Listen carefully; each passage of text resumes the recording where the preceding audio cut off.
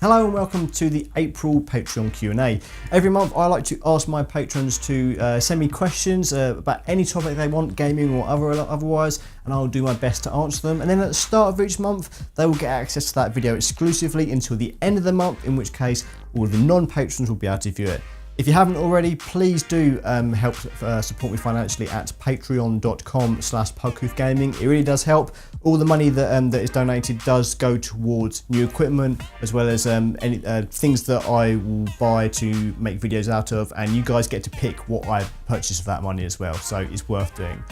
On the questions, I had so many questions over the past month that I've basically split up some of them for this month and some I'll move for next month. So you haven't seen your question this month, it'll be coming next month, okay, so don't worry. So first question is from Ian A. Chapman, and he asks, do you put your games, your CDs, your videos, etc. back in their own cases, or have you have a habit of leaving them lying around in case it's the next game you play?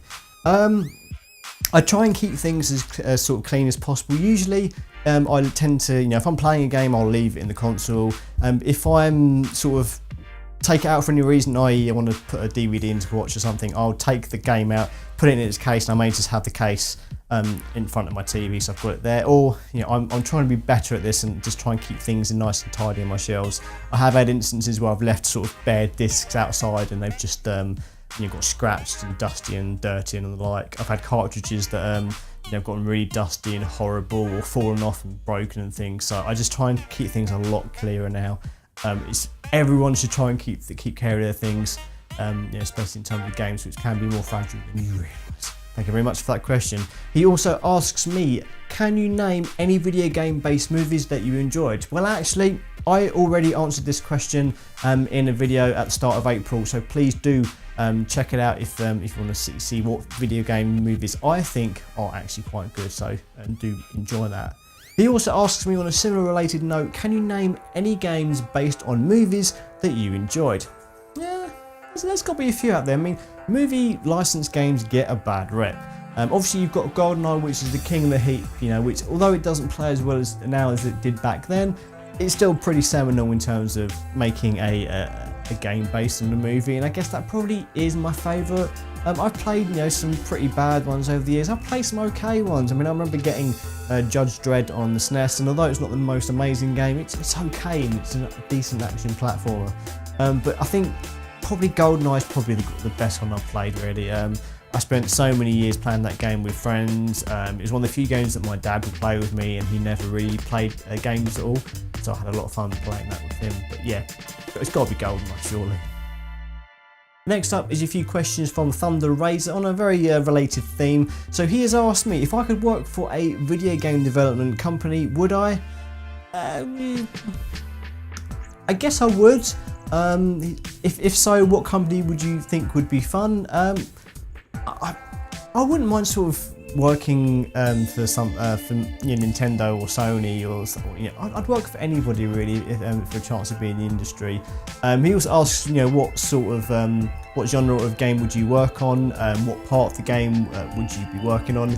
To be honest, I'm not a particularly artistic person. Well, I am, but I'm not a particularly great writer. I'm not very good at art. But what I think I would love to do to get my foot into the door of the industry, I wouldn't mind. My day job is I'm a project manager in IT, and I would love to do sort of project management work in a field that I'm more interested in. So if I can get a project management job in the world of video games, I would absolutely love it. I've seen a few jobs flying around over the past few years, but I've never felt, I'm very sort of anxious when it comes to sort of changing jobs and things, and I'm happy where I am at the moment, but I guess if I did change, I'd try and get for somewhere like Sony in London or Nintendo over in Windsor, just to see if I could get some sort of project management job. He says, what size team would you prefer to work with? Again, any, doesn't really matter. If you're working in project management, you can sort of do stuff like in sort of wide, big teams or not. I work for an organisation with about 4,000 employees, so I'm used to working with relatively large sort of areas, so it wouldn't bother me too much. Next batch of questions comes from my good friend Garen Tungate, and his first question is, what would your ideal gaming setup be in your home? Now, I think I mentioned when I posted this, the call for questions on Patreon, I sort of revealed that I'm in the process of selling this house and buying a new one, and something that is on my list to do is have my own dedicated studio / games room. So that I'm already thinking about what I'm going to put in that room, and I think the first thing first is a more permanent lighting and green screen setup. Every time I sort of do one of these videos, I have to put everything out, and then when I'm done, pack it all away again. It takes about half hour, setting up and putting away time, and it's really annoying. So I'd like a room where I can just do that.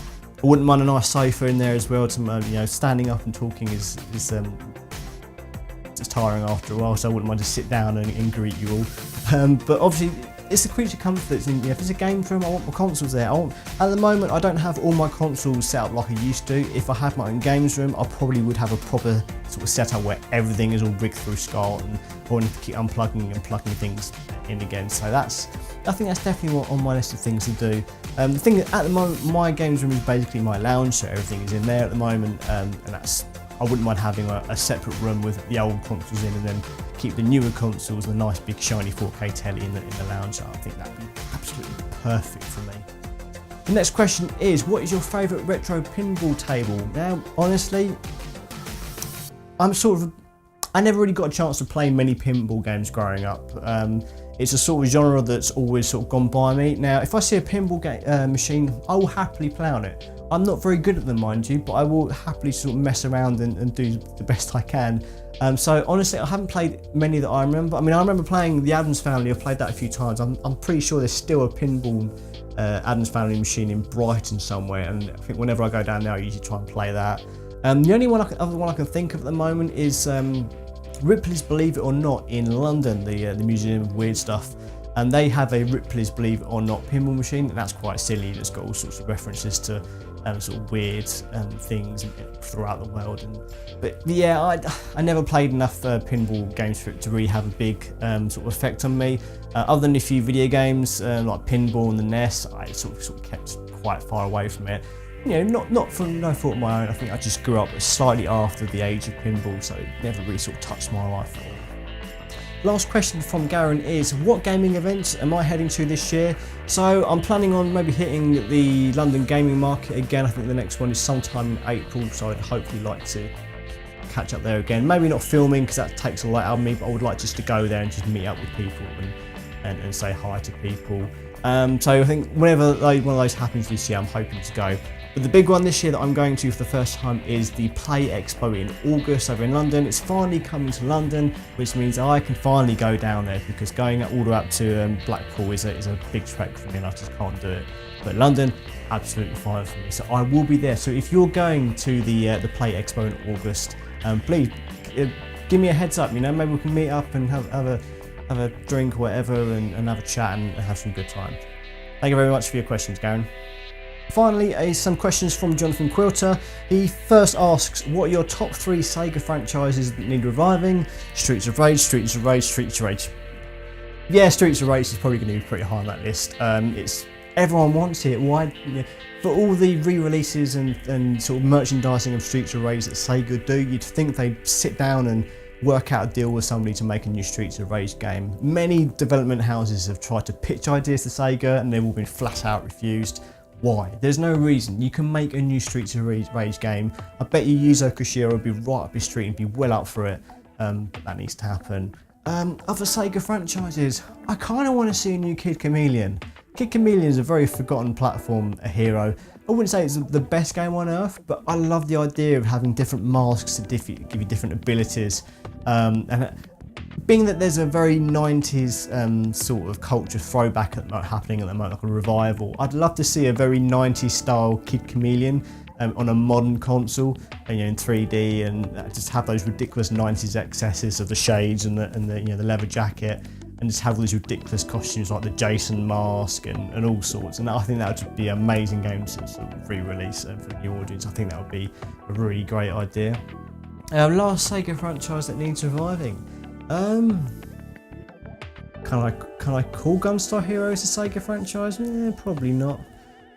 Sod it, it's my show, I can do that. I'm going to say Gunstar Heroes, because although Gunstar Super Heroes for the Game Boy Advance was a pretty good sequel, really craving some new Gunstar Heroes. I'm craving a new Treasure game. It's been a while since we've seen anything of note from Treasure.